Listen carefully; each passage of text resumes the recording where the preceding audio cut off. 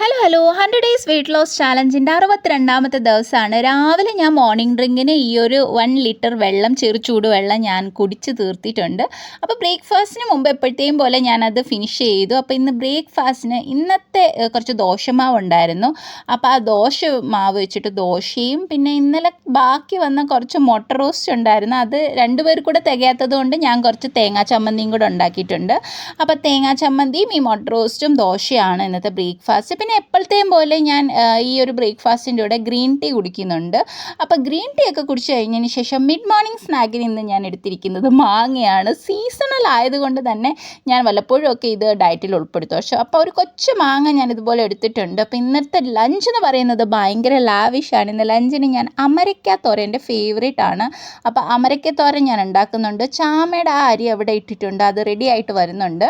പിന്നെ ഞാൻ എപ്പോഴും ചീര വെച്ചിട്ട് തോരനാണ് ഉണ്ടാക്കുന്നത്. അപ്പോൾ ഇപ്പം കുറച്ച് ഡിഫറെൻ്റ് ആയിട്ട് നമുക്ക് പരിപ്പ് ചീരക്കറി ആവാമെന്ന് വിചാരിച്ചു. അപ്പം ലാസ്റ്റ് ആൻഡ് ഫൈനൽ സ്റ്റെപ്പാണ് ചെറിയുള്ളിയും കടുകും ഒക്കെ വറുത്ത് ഞാൻ ഇട്ടിട്ടുണ്ട്. ഇതാണ് എൻ്റെ അടിപൊളി ലാവിഷായിട്ടുള്ള ലഞ്ച്. ചോറ് എടുത്തിട്ടുണ്ട്, പിന്നെ ഈ ഒരു ചീര, പരിപ്പ് കറി, എൻ്റെ കയ്യിൽ കുറച്ച് ചക്കക്കുരു ഇരിപ്പുണ്ടായിരുന്നു, അന്ന് ചക്ക ഉണ്ടാക്കി എൻ്റെ ബാക്കി. അപ്പോൾ ചക്കക്കുരു മെഴുക്കുരട്ടി, അമരയ്ക്കത്തോരൻ, കുറച്ച് തൈര്, മാങ്ങാച്ചാറും കൂട്ടി നല്ല ലാവിഷായിട്ട് ഫുഡ് അടിച്ച ശേഷം ഞാൻ അച്ഛൻ വെളിയിലോട്ട് പോയി. നല്ല അടിപൊളി മഴ ദിവസമായിരുന്നു. ഞങ്ങളൊരു ആവശ്യത്തിന് വേണ്ടിയാണ് പോയത്, പക്ഷേ ആ ഒരു ആവശ്യം നടന്നില്ല.